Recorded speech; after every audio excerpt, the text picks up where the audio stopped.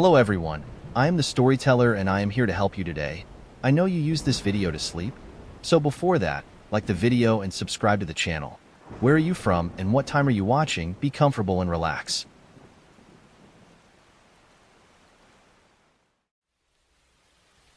I work late, too late, most would say. My small desk, nestled in the corner of a modern office building, is often lit by the pale glow of a desk lamp. The hum of computers and air conditioners fades into the night, leaving only the tick of the clock and the occasional groan of the structure settling to break the silence. My office happens to be adjacent to an old, abandoned building, a relic from another era. It stands as a shadow of its former self, a forgotten labyrinth of dust and decay that whispers secrets to the curious. At first, it was merely an object of passing interest. Its cracked windows and the faint graffiti that adorned its facade told a story of neglect. I would glance at it occasionally, wondering what it had been in its prime. But then, things began to change. One night, as I worked on a particularly demanding project, my gaze wandered to the darkened windows of the building next door. I froze. A flicker of movement caught my eye, a shadow, darting behind the shattered glass of the second floor. My heart raced, but I brushed it off as a trick of the light. After all, who would be in an abandoned building at this hour? The night stretched on, and so did my late hours. The movements grew more frequent. A shadow here, a faint glow there. My curiosity wrestled with caution until, one night, it won. A covered walkway connected my building to the old one. It was a brittle bridge of glass and steel, as abandoned as the structure it led to. My steps echoed as I crossed it, flashlight in hand. The air felt heavier, colder, as I reached the other side. The door to the old building creaked open with a reluctant groan, revealing a gaping maw of darkness. Inside, the building smelled of mildew and time. Dust clung to every surface, disturbed only by the occasional rat or bird. I walked carefully, my flashlight beam revealing the remnants of an office that had long been forgotten. A torn calendar on the wall read March 1986. Desks were overturned, papers scattered as though the occupants had fled in a hurry. But there was no one, no signs of life, only the oppressive silence that pressed against my ears. I retraced my steps and returned to my own building, feeling both foolish and relieved. Whatever I thought I had seen, it was nothing more than my imagination. Or so I believed. The sightings didn't stop. If anything, they grew bolder. The shadowy figure no longer confined itself to the windows of the old building. Now, it lingered on the walkway, a dark silhouette that disappeared the moment I tried to focus on it. Reflections in the glass showed something different from what I saw. A shadow lingering behind me, a face peering from the corner of a room where no one stood. Footprints appeared in the dust of the abandoned building, too fresh to belong to any of its former inhabitants. They led in erratic patterns, sometimes stopping abruptly at walls, as if whoever made them had simply vanished. One night, I found them leading all the way to the doorway of the walkway. That night, I locked the door and resolved to never cross it again. The encounters escalated. One particularly long night, as I stared at my computer screen, I felt it, a presence. The hair on my neck stood on end. I turned slowly, expecting to see the familiar emptiness of the office. Instead, a shadow loomed just outside the glass window that separated my space from the walkway. It didn't move. It didn't fade. It simply stood, watching. I left that night in a panic, the sound of my own footsteps chasing me down the hallway. I never returned to the office after dark again. My work hours changed, but the memories lingered. Every time I passed that building, I can't help but glance at the windows, half expecting to see the shadow still watching me.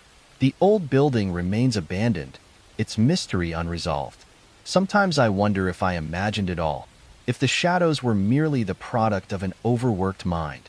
But then I remember the footprints, the reflections, and the way the air seemed to grow colder around that place.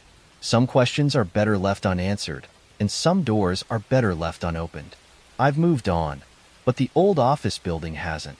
It remains a silent monument to something that lingers, unseen but not forgotten. The whispers of unease lingered long after I had stopped working late nights. But the pull of the old building, like a siren song, never quite let me go.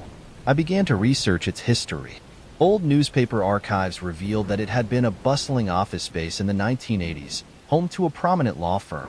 One fateful night, however, a fire had broken out, consuming much of the second and third floors. Reports were inconsistent. Some claimed everyone had escaped, while others whispered of bodies never found. The more I dug, the stranger the stories became. Employees had reportedly experienced strange phenomena even before the fire.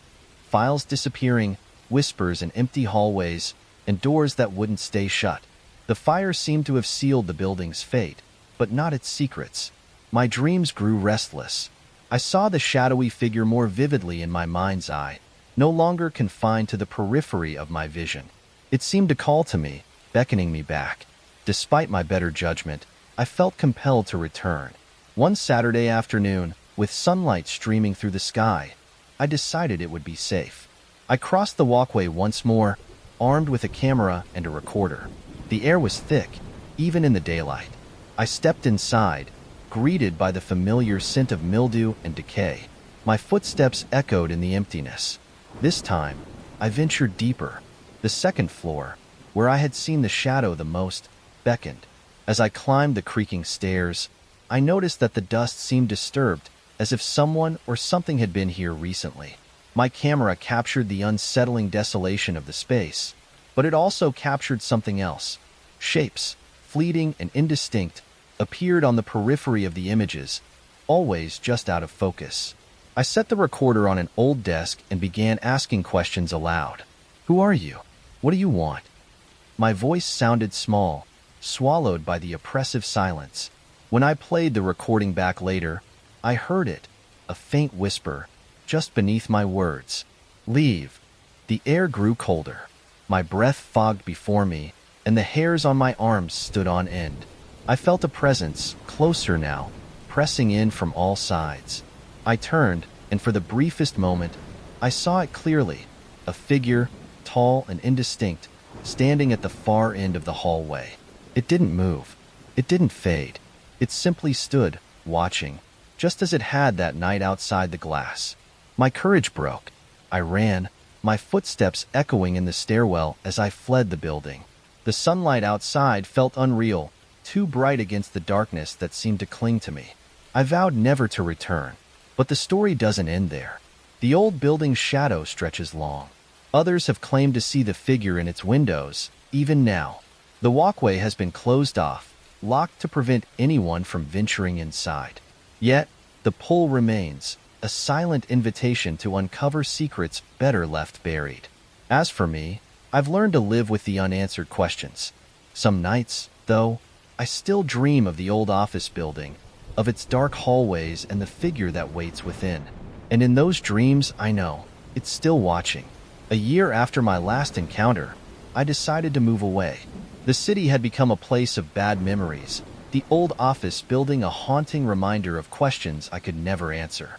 But even in my new home, far removed from that desolate place, the dreams persisted. At first, they were subtle, fleeting images of the shadowy figure, standing just at the edge of my vision. Then they grew more vivid.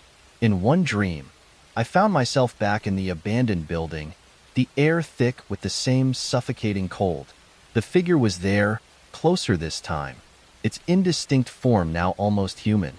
It spoke, not in words but in a wave of emotion that flooded my mind. Loneliness, anger, longing. I woke in a sweat, the sensation lingering long after I opened my eyes.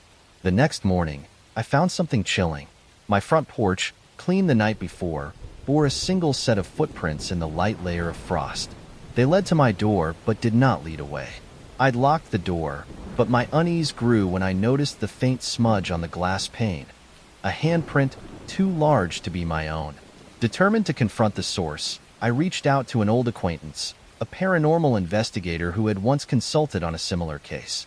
When I described my experiences, he listened intently, his face darkening with each detail.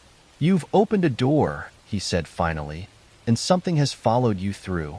His suggestion was as unsettling as it was inevitable. Return to the building and confront whatever lingered there. It was the only way to sever the connection. Reluctantly, I agreed. We set a date, and I steeled myself for the journey back.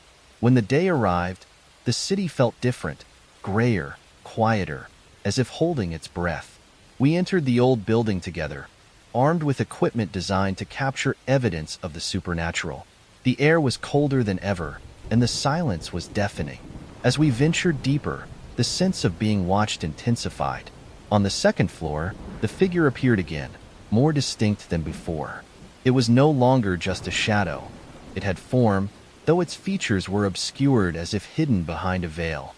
The investigator began asking questions, his voice steady despite the oppressive atmosphere. "Why are you here? What do you want?" The figure didn't respond, but the air grew heavier, charged with an energy that made my skin crawl. Then, in a voice that seemed to echo from the walls themselves, it spoke. "You shouldn't have come." The lights on our equipment flickered wildly. A sudden, violent gust of wind swept through the room, scattering papers and debris. The investigator grabbed my arm, pulling me toward the exit. "We've got what we need," he said urgently. "Let's go." We fled, the figure's presence pressing against us until we burst into the daylight outside. The equipment recorded distorted audio, faint images, and a heavy sense of dread. The investigator assured me that the connection had been severed, but I wasn't convinced. The dreams have lessened, but they haven't stopped. And sometimes, when the nights are especially quiet, I feel it, a presence, watching from the shadows.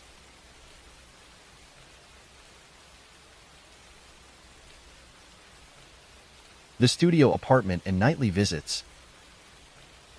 The studio apartment was perfect at first. It was cozy, affordable, and in a quiet part of the city. A much-needed retreat after years of living with noisy roommates. Moving in felt like a fresh start.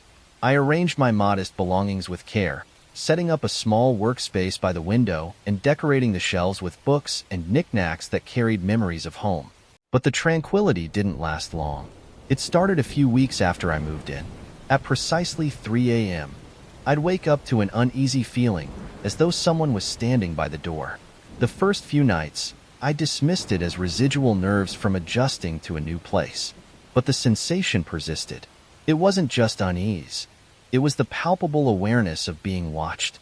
One night, I mustered the courage to turn on the light and check. The door was locked, the chain secure. I laughed at myself, chalking it up to paranoia. Still, the unease lingered.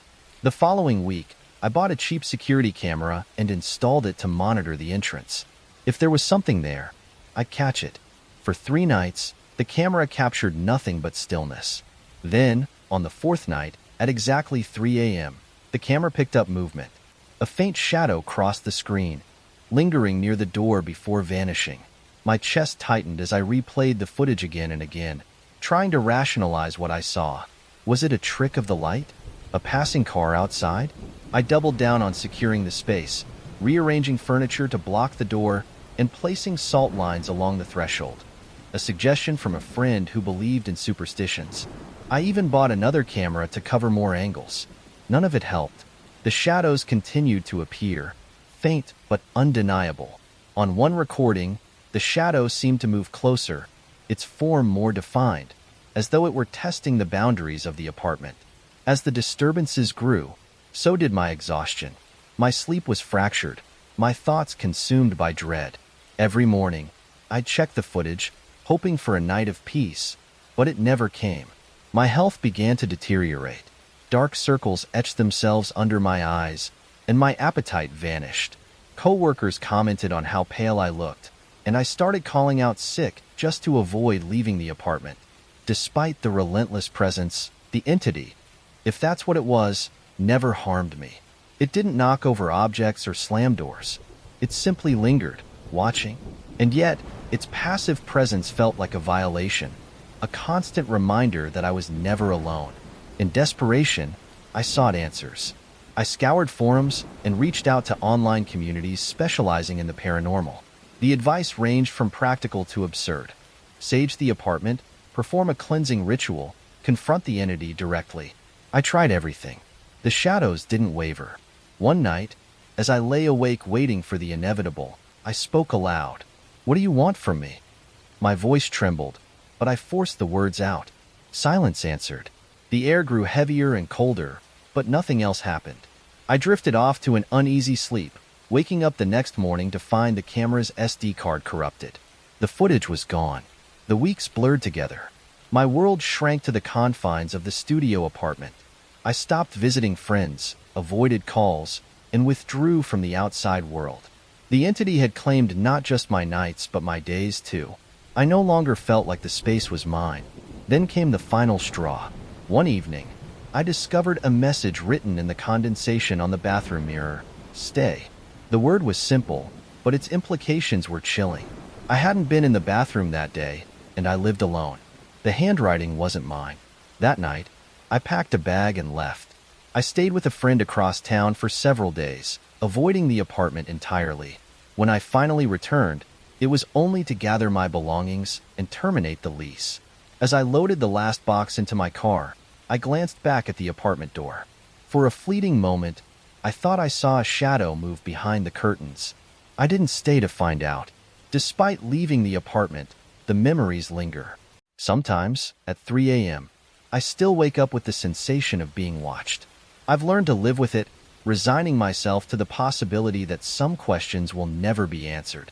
But what if I left something behind? A month after moving into my new place, I began unpacking the last box of belongings from the studio apartment. Inside, I found a book I didn't recognize. Its cover was plain black, with no title or author. Curious, I flipped through the pages, only to find them blank. As I reached the final page, however, I saw a single word scrawled in handwriting I'd never seen before: "Hello." I froze. The sensation of being watched returned with full force. That night, I placed the book in a drawer and locked it, hoping to forget. But forgetting isn't so easy when the past insists on lingering. The nightly awakenings resumed. 3 a.m. became an unwelcome constant in my life. Shadows no longer confined themselves to the studio apartment. They began appearing in the corners of my new home. Faint shapes danced on the walls, just beyond the reach of the light. I set up cameras again, desperate for answers, but the footage showed nothing definitive. Only the faint hum of static, like a whisper just out of range. In my growing desperation, I reached out to a paranormal investigator, someone who had been recommended by an online community. She arrived armed with equipment and a quiet confidence that I envied. As she scanned the apartment, her expression darkened. "It's not the apartment," she said after a long silence. "It's you." Her words chilled me. She explained that some entities attach themselves to people, not places. Whatever had been in the studio apartment had followed me, feeding off my fear and isolation. She offered to perform a cleansing ritual but warned that it might not be enough to sever the connection entirely. The ritual was elaborate, involving candles, chants, and an overwhelming smell of burning sage. A few days later, the shadows seemed to retreat. I slept through the night for the first time in weeks, but the peace was short-lived. On the fifth night, I woke to find the book lying open on my bedside table, its pages now filled with scrawled words, "You can't escape." Panic consumed me. I threw the book into the fireplace, watching as the flames devoured it. The shadows grew more aggressive after that, appearing in mirrors and reflecting in windows. I felt their presence constantly, an oppressive weight pressing on my chest. The investigator returned, her demeanor more serious. She suggested I move far away, to a place with strong spiritual protections. She also gave me a talisman, a small pendant meant to ward off malevolent entities. "It's not a guarantee," she warned, "but it might give you some relief." I took her advice, leaving behind the city and starting anew in a rural town. The shadows didn't follow me immediately, but I knew better than to let my guard down. Even now, in the quiet of my new home, I sometimes feel the faintest trace of their presence. Perhaps they're waiting, biding their time. Or perhaps I've carried something with me that I'll never truly escape.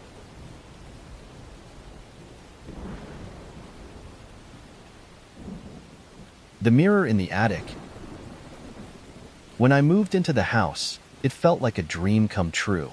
The neighborhood was quiet, the rent was affordable, and the space was perfect for someone living alone. It had an old charm, with creaking wooden floors and tall windows that let in soft, golden light. The only feature that gave me pause was the attic. Unlike the rest of the house, which had been refurbished, the attic remained untouched, dusty, and filled with forgotten relics of the past. It started on the first night. A faint tapping noise echoed from the attic above my bedroom. I brushed it off as the house settling or the wind rattling an old vent. But as the days turned into weeks, the tapping became more frequent, always at the same time, just past midnight. Curiosity eventually got the better of me. Armed with a flashlight, I climbed the narrow, creaking stairs leading to the attic. The air grew colder as I reached the top. Dust swirled in the beam of my flashlight, and the faint smell of mildew lingered. The attic was filled with old furniture, boxes, and a large, ornate mirror leaning against the far wall. The mirror was beautiful yet unsettling. Its frame was gilded, carved with intricate patterns of vines and flowers. But the glass seemed wrong. It reflected the attic, but with odd inconsistencies. Objects appeared slightly out of place, and when I moved, my reflection didn't quite match my movements. I chalked it up to my imagination, an effect of the dim lighting and the eerie setting. But as I turned to leave, I saw it. A shadow, faint and indistinct, moving in the mirror's reflection. I spun around, the flashlight sweeping the room, but there was nothing there. My heart pounded as I descended the stairs, vowing to stay out of the attic. The tapping, however, didn't stop. If anything, it grew louder and more persistent. And worse, the mirror seemed to invade my thoughts. Every time I passed the attic door, I felt a pull, a nagging urge to return. Finally, I couldn't resist. On my second visit to the attic, I decided to examine the mirror more closely. As I stood before it, my reflection seemed normal at first. But then, slowly, things began to change. The room in the reflection darkened, and shadowy figures appeared in the background. Faces, indistinct but unmistakable, stared back at me. My breath caught as one of the figures raised a hand and pressed it against the glass. I stumbled back, tripping over a box. My flashlight flickered, plunging the attic into momentary darkness. When the light returned, the mirror showed nothing unusual. But I knew what I had seen. Something was wrong with it, something deeply unnatural. I decided to remove the mirror, hoping to rid the house of whatever presence lingered. But as I tried to lift it, I discovered that it was heavier than it looked, almost impossibly so. And as I struggled to move it, the tapping noise erupted into a cacophony of knocks, echoing all around the attic. Panicked, I let go, and the mirror settled back against the wall with a heavy thud. That's when I noticed a hidden compartment behind it. Wedged into the wall was a small, dusty box. Inside, I found a collection of old photographs, letters, and trinkets. The photographs were faded but showed a family, a man, a woman, and 2 children, standing in front of what looked like the same mirror. The letters, written in an elegant script, hinted at strange happenings in the house. "The mirror shows more than what is there," one letter read. Another warned, "Do not let it trap you." I replaced the items and shoved the box back into the compartment. My first instinct was to leave the house, but a strange compulsion kept me there. It was as though the mirror had a hold on me, anchoring me to the attic. I tried to block access to the attic, nailing the door shut and even piling furniture against it. But no matter what I did, the tapping continued. Objects would move on their own, small things at first, a chair out of place, a book on the floor. Then one morning, I found the attic door wide open, the nails scattered on the floor. The mirror seemed to beckon, its surface glinting even in the darkness. The nights became unbearable. Whispers echoed through the house, unintelligible but persistent. My dreams were plagued by the shadowy figures from the mirror, their faces growing clearer with each passing night. One figure, a tall, gaunt man, began appearing at the foot of my bed in the dreams, watching silently as I struggled to wake up. I sought help from a local historian, hoping to uncover the origins of the mirror. She told me that the house had a dark history. The family in the photographs had lived there decades ago, and all had disappeared under mysterious circumstances. The mirror, she said, was rumored to be cursed, a gateway to something beyond our understanding. Desperate, I tried everything to rid myself of the mirror. I covered it with a sheet, but the tapping grew louder, more insistent. I attempted to destroy it, swinging a hammer at the glass, but the surface remained unscathed. Every effort only seemed to strengthen its presence in my life.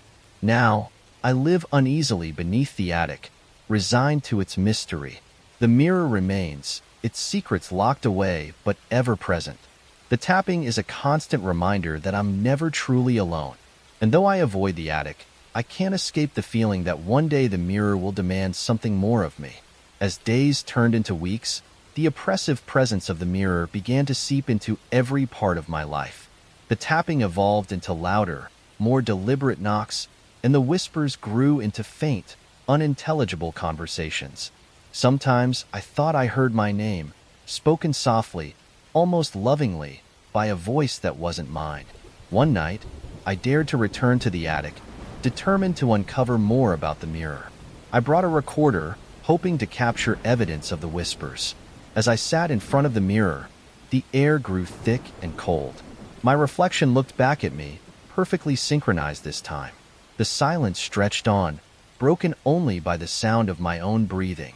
I asked aloud, "Who are you? What do you want?" The mirror remained still, its surface reflecting only my pale, wide-eyed face. But when I played back the recording later, I heard something chilling. A voice, soft and distorted, whispered, "Help me." The plea filled me with a mix of terror and sorrow. Was the mirror trapping someone? Or was it trying to trap me?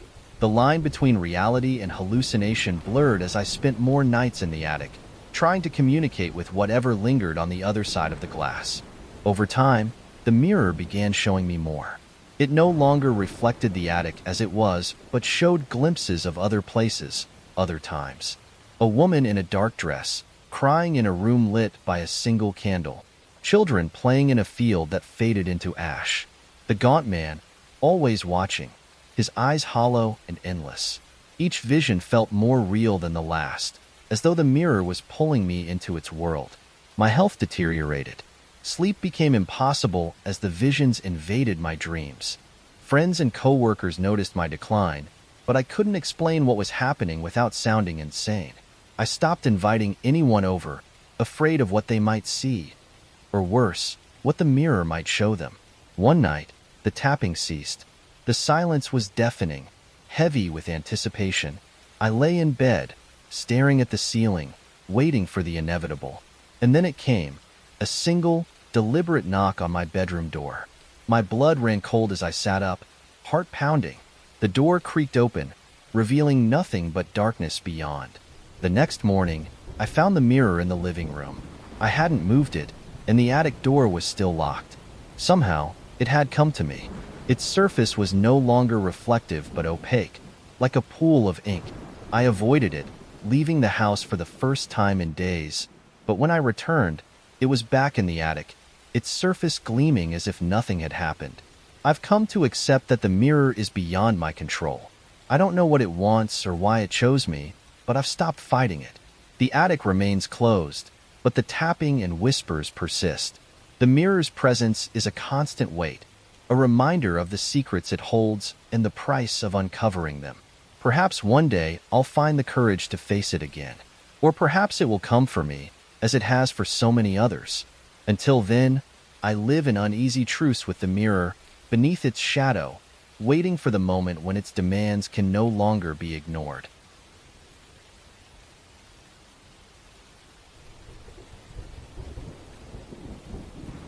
The forest whispers.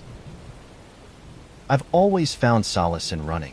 The rhythmic pounding of my feet against the earth, the cool breeze on my face, and the serenity of nature have always been a refuge for my restless mind. So when I moved to a small town surrounded by dense forests, it felt like an opportunity to reconnect with that peace.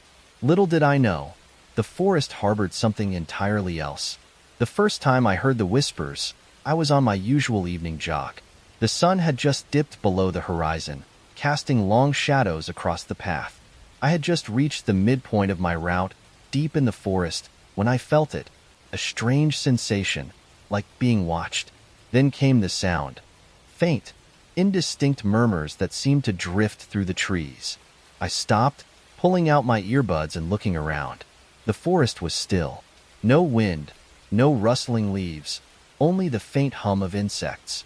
The whispers stopped when I stood still, but as soon as I resumed my jog, they returned, growing louder with each step. At first, I dismissed it as paranoia. Perhaps it was the sound of my own breathing, distorted by the enclosed canopy of trees. But the sensation lingered. Each time I ran through the forest, the whispers would start. They seemed to come from nowhere and everywhere at once, surrounding me in a way that made my skin crawl. I tried to locate the source, stopping at random points and scanning the woods. But the whispers were intangible, always just out of reach. They didn't follow the usual logic of sound. They weren't carried by the wind or emanating from a specific direction. Instead, they seemed to exist within the forest itself, like a part of its essence. One evening, as I approached the edge of the forest, the whispers grew louder, almost frantic. The sense of being watched intensified, and I couldn't shake the feeling that something was following me. I broke into a sprint, my heart racing not from exertion but from fear. When I finally emerged from the trees, the whispers stopped abruptly, leaving an eerie silence in their wake. The next day, I tried running on a different path that skirted the forest rather than cutting through it. At first, it seemed to work. The whispers were faint, almost imperceptible, but still there. As I neared the edge of the forest, I made the mistake of glancing into the trees. For a split second, I thought I saw movement, a shadow darting between the trunks. Determined not to let fear dictate my routine, I decided to confront the phenomenon. I returned to the forest, this time armed with a flashlight and a voice recorder. I planned to capture evidence to prove to myself that it was all in my head. The whispers started almost immediately, soft and indistinct. I followed them deeper into the woods, my flashlight casting long, trembling beams through the underbrush. The forest seemed darker than usual, the trees denser, their gnarled branches reaching like claws. "Who's there?" I called out, my voice sounding small against the oppressive silence. The whispers didn't respond. They only grew louder, overlapping into a cacophony of unintelligible words. I stopped, shining the flashlight in every direction, but there was nothing, only the sound, wrapping around me like a tangible presence. When I played back the recording later, the whispers were there, clear as day. But no matter how many times I listened, I couldn't make out the words. It was as if they were speaking a language I couldn't understand, or perhaps didn't want to. Over the following weeks, the whispers began to affect more than just my runs. I started hearing them even when I wasn't in the forest, faint and distant, like an echo in my mind. Sleep became difficult, the whispers invading my dreams and pulling me back to the dark woods. The sense of being watched followed me everywhere, a constant weight on my shoulders. I spoke to a few locals about the forest, hoping for answers. Most dismissed my experiences as overactive imagination, but one old man, a lifelong resident of the town, warned me to stay away. "The forest remembers," he said cryptically, refusing to elaborate. Despite my growing fear, I felt compelled to return one last time. It was as if the forest itself was calling to me, pulling me towards something I couldn't understand. I ventured in during the early morning, hoping the daylight would provide some comfort. The whispers began as soon as I crossed the threshold of trees, louder than ever before. This time, they seemed to form words, though I still couldn't understand them. The air grew colder, the light dimmer, as I pushed deeper into the forest. Then I saw it, a clearing up ahead, bathed in an unnatural glow. In the center of the clearing stood a massive tree, its trunk twisted and blackened as if scorched by fire. The whispers seemed to emanate from the tree itself, reverberating through the ground and the air. As I approached, I felt a deep, primal fear, as though I were intruding on something sacred and forbidden. A sudden movement caught my eye. Shadows, more defined than before, flitted around the edges of the clearing. They seemed to watch me, their forms shifting and melting into the trees. My courage faltered, and I turned to run, the whispers rising to a deafening roar. When I finally burst out of the forest, gasping for air, the the whispers stopped. The sunlight felt harsh and unnatural against my skin, and the world seemed too quiet. I didn't look back. Now, I avoid the forest entirely, sticking to the open roads and fields. But even from a distance, I can feel its presence, its memory clinging to me like a shadow. The whispers are faint but persistent, a reminder that some places are meant to be left alone. And though I've left the forest behind, I know it hasn't let go of me.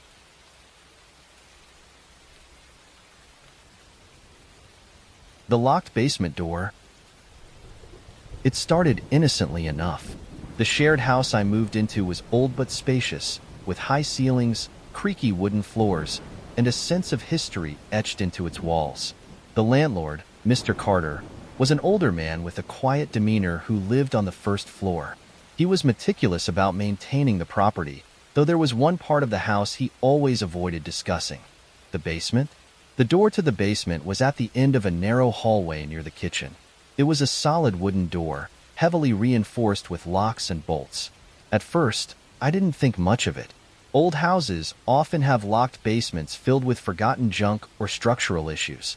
But there was something about this door that felt too off. Scratch marks marred its surface, deep gouges that suggested desperation. And then there were the sounds. Late at night, when the house was silent, faint scratching noises emanated from behind the door. At first, I thought it was rats or some other vermin. But the noises were too deliberate, too rhythmic. Sometimes it sounded like nails dragging across wood. Other times like something tapping, almost like a knock. My housemates noticed it too, exchanging uneasy glances but never addressing it directly. One evening, curiosity got the better of me. I asked Mr. Carter about the basement. His response was abrupt, almost defensive. "It's just storage," he said, his voice flat. "Nothing to worry about." When I mentioned the noises, his expression darkened. "Old pipes," he muttered before changing the subject. The following night, I stayed up late, determined to record the noises. I placed my phone near the door and waited. Around 2 a.m., the scratching began. It was faint at first, then grew louder, more insistent. I replayed the recording the next morning. The sound was unmistakable, but there was something else, something beneath the scratching. A low, guttural hum, almost like a voice. The next day, I confronted Mr. Carter again, this time showing him the recording. His face turned pale, and he snatched the phone from my hand, deleting the file. "Stay away from the basement," he warned, his voice shaking. "It's not safe." That night, the scratching was louder than ever. My housemates and I gathered in the kitchen, drawn together by our shared unease. One of them, Sarah, suggested we try opening the door. We hesitated, but eventually agreed. Armed with a flashlight and a crowbar, we approached the door. The locks were old but sturdy, and it took considerable effort to pry one of them loose. Before we could continue, Mr. Carter appeared, his face a mask of fury. "I told you to leave it alone," he shouted, ushering us away from the door and relocking it. After that night, he reinforced the door, adding new bolts and a heavy chain. The scratching, however, didn't stop. If anything, it grew more persistent, almost angry. One night, I placed a camera near the door, hoping to catch something. The footage showed the door vibrating slightly, as if something on the other side was pushing against it. At one point, a shadow passed beneath the gap at the bottom, long and thin. Sleep became impossible. The noises were constant now, scratching, tapping, and sometimes a faint, rasping whisper. Sarah moved out first, unable to cope with the tension. Others followed, leaving me alone in the increasingly oppressive house. I asked Mr. Carter again about the basement, desperate for answers. He simply shook his head. "You don't want to know," he said quietly. One stormy night, the scratching stopped. The silence was almost worse. I crept to the door, pressing my ear against the cold wood. Nothing. Just as I began to walk away, a loud bang reverberated through the house, followed by a long, agonized groan. The door shuddered, and for a moment, I thought it would burst open. I ran to my room and locked the door, shaking with fear. By morning, the door was quiet again, but the marks on its surface were deeper, fresher. I packed my belongings and left the house that day. Mr. Carter didn't try to stop me. As I loaded my car, I glanced back at the house one last time. The basement door seemed to loom larger than before, its dark presence seeping into the very walls around it. After moving out, I thought I would leave the basement's mystery behind, but it followed me in ways I couldn't anticipate. I started having dreams, vivid, unsettling dreams of the door. In them I stood in the narrow hallway, staring at the heavy locks and bolts. The scratching would begin softly, growing louder until the door burst open, revealing nothing, just darkness, deep and impenetrable. One night, I woke up drenched in sweat, the sound of scratching echoing in my ears. My new apartment was quiet, but the sensation of being watched lingered. I chalked it up to stress, the residue of living in that cursed house. Still, I couldn't shake the feeling that something had changed, that I had taken a piece of the basement's darkness with me. I tried to move on. Life returned to normal, or at least a semblance of it. But every now and then, I'd hear faint noises, scratches, taps, or whispers in the dead of night. They were so faint that I almost convinced myself they weren't real. Almost. Months later, I received an unexpected email from Sarah. She had moved to a different city, but admitted she still had nightmares about the house. "Do you ever feel like it's still with you?" she wrote. Her words sent a chill down my spine. I wasn't alone in my lingering unease. Unable to resist, I did some research on the property. What I found only deepened the mystery. The house had a long history of short-term tenants. Few stayed longer than a year, and most left abruptly. Records showed that Mr. Carter had owned the house for decades, but before that, it had been abandoned for years after a series of unexplained incidents. There were rumors of strange disappearances, odd sounds, and the basement. Always the basement. I considered reaching out to Mr. Carter, but what could I say? That his basement haunted me even now? That I needed answers he seemed unwilling to give? Instead, I decided to return to the house to confront the door one last time. When I arrived, the house looked the same. A weathered facade with its peeling paint and sagging roof. Mr. Carter wasn't home, and the windows were dark. I walked around the property, trying to summon the courage to knock. As I stood there, I noticed something odd. The faint sound of scratching, drifting from somewhere deep within the house. I left without knocking, the sound following me all the way to my car. That night, I dreamed of the door again, but this time, it opened. What I saw on the other side was not darkness but a figure, tall and thin, its face obscured. It reached for me, its hands impossibly long, its fingers ending in claws. I woke screaming, my heart racing as the echoes of the dream faded. The scratches on my bedroom wall, however, did not. I don't know what was behind that door, and I'm no longer sure I want to. But I can't escape the feeling that it knows me now, that it's waiting for the day I no longer have the strength to resist its pull.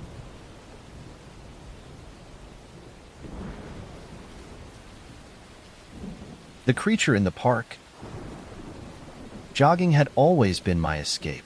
The rhythmic pounding of my feet, the crisp morning air, and the tranquil surroundings of the city park were enough to clear my mind. But after what happened, the park is no longer a place of peace for me. It was early spring when I first saw it.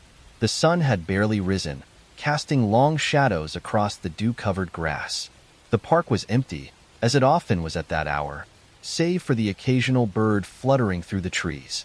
I was jogging along the usual path when I spotted movement under a bench ahead. At first, I thought it was an animal, a stray dog or perhaps a raccoon.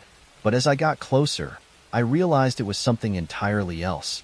A humanoid figure, pale and unnaturally thin, was crouched beneath the bench. Its limbs bent at odd angles, and its movements were jerky, almost insect-like.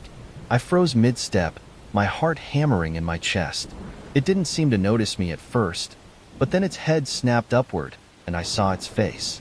Its eyes were wide and unblinking, its mouth slightly open as if it were tasting the air. There was no hair, no discernible features that made it look entirely human.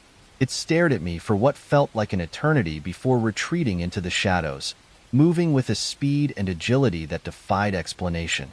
It disappeared into a nearby storm drain. its pale limbs folding unnaturally as it slipped through the opening. I stood there, rooted to the spot, trying to make sense of what I had just seen. Part of me wanted to believe it was a trick of the light or an overactive imagination, but the vividness of the encounter made denial impossible. The next day, I returned to the park. I told myself it was to prove that nothing was there, that I'd let my mind play tricks on me. But deep down, I felt compelled, as though the park itself was calling me back. I jogged the same route, my eyes scanning every shadow and dark corner. When I reached the bench, I slowed down, my breath hitching. The storm drain nearby seemed darker than it should have been, the air around it colder. I didn't see the creature that day, but I felt its presence. The silence of the park was unnatural, heavy, as if the very earth was holding its breath. I hurried home, my unease growing with every step. Over the next few weeks, I couldn't stay away. Each morning, I returned to the park, hoping to catch another glimpse of the creature. I brought my phone, planning to record any evidence. But every time I neared the bench, a deep, instinctual fear took hold of me. I couldn't bring myself to linger near the storm drain for long. Then, one particularly foggy morning, I saw it again. This time, it was perched on top of the bench, its gaunt form hunched as if it were waiting. The fog blurred its outline, making it seem even more otherworldly. When it moved, its head tilted at an unnatural angle, and its long fingers tapped rhythmically against the wood. I fumbled for my phone, but the creature's head snapped toward me before I could record. In an instant, it leapt from the bench and vanished into the drain, its body contorting unnaturally to fit through the narrow opening. I didn't go back to the park for days after that, but the image of the creature lingered in my mind, haunting my thoughts and invading my dreams. In my sleep, I saw it crawling toward me, its eyes locked on mine, its limbs bending in impossible ways. I woke up drenched in sweat, the sound of its tapping still echoing in my ears. I tried to tell a friend about what I had seen, but the words felt hollow even as I spoke them. It must have been some kind of animal, they said, their tone dismissive. Probably a stray or a trick of the light. But I knew better. Animals didn't move like that. They didn't watch you with such intense, unsettling focus. Despite my fear, I felt compelled to return one last time. I armed myself with a flashlight and a small camera, determined to capture proof of the creature's existence. I arrived at the park just before dawn, the sky a muted gray. The air was heavy with mist, and the usual sounds of the park, birds chirping, leaves rustling, were absent. I approached the bench cautiously, my flashlight cutting through the fog. The storm drain loomed nearby, its grated cover slightly askew. I crouched down and aimed the camera at the opening, my hands trembling. For several minutes, nothing happened. The silence was oppressive. The only sound was my own breathing. Then, from deep within the drain, I heard it, the rhythmic tapping. It grew louder, closer, until a pale hand emerged from the darkness, its long fingers gripping the edge of the grate. I stumbled backward, dropping the flashlight. By the time I scrambled to pick it up, the creature was gone. That was the last time I visited the park. I couldn't bring myself to go back, not after what I had seen. The storm drain remained a dark, unyielding portal to something I couldn't comprehend. I avoided even driving past the park. The mere thought of it was enough to send shivers down my spine. Sometimes, late at night, I hear tapping against my window. I tell myself it's just the wind, but deep down, I know better. The creature in the park hasn't forgotten me, and I'm not sure it ever will. One night, as I lay in bed, I felt a change in the air. It was a heavy, suffocating stillness. Then, the tapping began again. This time, it wasn't at my window. It was coming from inside the house. My pulse quickened as I sat up, clutching the covers. The tapping grew louder, closer, echoing down the hallway. Summoning all my courage, I grabbed my phone and a heavy book from my nightstand. The faint light of the screen illuminated the hallway as I crept forward. The sound seemed to come from the living room. My hands trembled as I rounded the corner, and there it was. The creature was crouched in the shadows, its pale form illuminated by the faint glow of the streetlight filtering through the curtains. Its head tilted, those unblinking eyes fixed on me. It moved with a sudden, jerky motion, its limbs twisting as it began to crawl toward me. I stumbled backward, my phone slipping from my grasp. My legs felt like lead, but instinct kicked in, and I bolted toward the door. Fumbling with the lock, I could hear the creature's tapping growing faster, more frantic. Just as I managed to yank the door open, it let out a sound, a low, guttural noise that sent chills down my spine. I ran into the street, screaming for help. Neighbors' lights flickered on, and a few curious faces appeared in windows, but no one came out. When I finally turned back to the house, the creature was gone. The door stood ajar, the interior eerily silent. I never went back inside. I stayed with a friend for a few days, but the sense of being watched never left me. Even now, as I write this, I'm constantly looking over my shoulder, expecting to see those pale limbs and unblinking eyes in the corner of the room. They say the park is just a place, a patch of land with trees and benches, but I know better. Something lives there, something that doesn't belong in this world. And once it's seen you, it never lets go.